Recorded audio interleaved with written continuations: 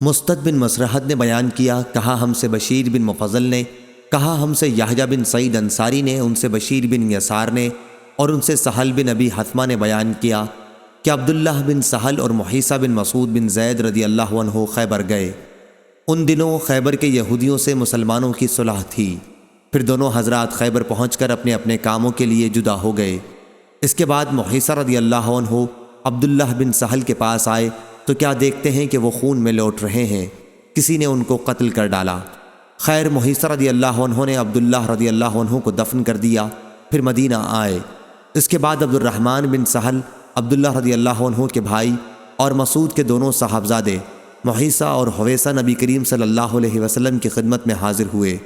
گفتگو عبد الرحمن رضی اللہ عنہ نے شروع کی تو آن حضرت صلی اللہ علیہ وسلم نے فرمایا کہ تم لوگوں میں عمر میں بڑے ہوں وہ بات کریں۔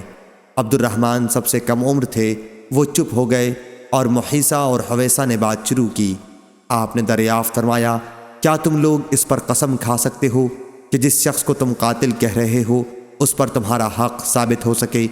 ان لوگوں نے عرض کیا کہ ہم ایک ایسے معاملے میں کس طرح قسم کھا سکتے ہیں جس کو ہم نے خود آنکھوں سے نہ دیکھا ہو۔